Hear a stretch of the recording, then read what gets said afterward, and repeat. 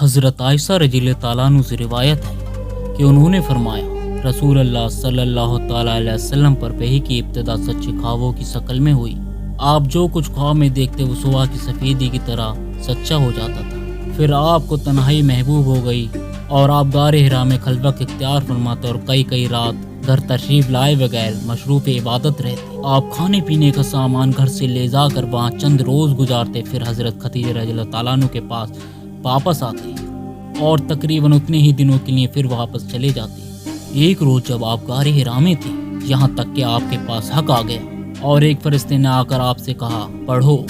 आपने फरमाया, मैं पढ़ा हुआ नहीं हूँ। इस पर फरिश्ते ने मुझे पकड़कर खूब दबोचा, यहाँ तक कि मेरी कुव्वत बर्दाश्त जवाब दे गई। फिर छोड़कर कहा, पढ़ो।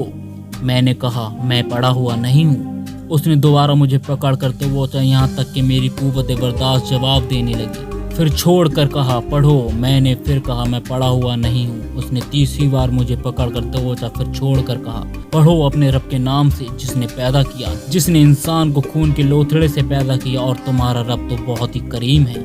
रसूल अल्लाह सल्लल्लाहु ताला अलैहि वसल्लम इन आयत को लेकर वापस आए और आपका दिल धड़क रहा था और आप हज़रत खदीजा रज़ियल्लाहु ताला अन्हा के पास तशरीफ़ ले आए और फरमाया, मुझे चादर उड़ा दो, मुझे चादर उड़ा दो। उन्होंने आपको चादर उड़ा दी, यहाँ तक कि खौफ ज़दगी की कैफियत दूर हो गई।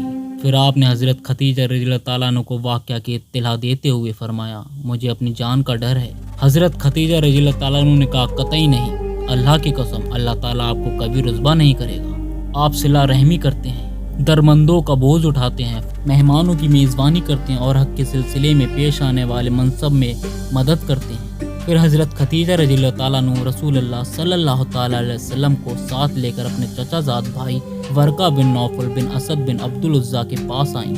वर्का दौर जाहिलियत में ईसाई हो गए थे और इब्रानी लिखना जानते थे और इब्रानी ज़ुबान में इंजील लिखा करते थे। उस वक्त बहुत बुढ़े और नाबीना हो चुके थे। उनसे हज़रत खदीजा रज़ियल्लाहु ताला अन्हा ने कहा, भाईजान, आप अपने भतीजे की बात सुने। वर्का ने पूछा, भतीजे क्या देखते हो? रसूल अल्लाह सल्लल्लाहु ताला अलैहि वसल्लम ने जो कुछ देखा था वो बयां फरमा दिया। उस पर वर्का ने आपसे कहा, यह तो वही लाने वाला फरिश्ता है जिसे अल्लाह ताला ने हज़रत मूसा अलैहिस्सलाम पर नाजिल फरमाया था।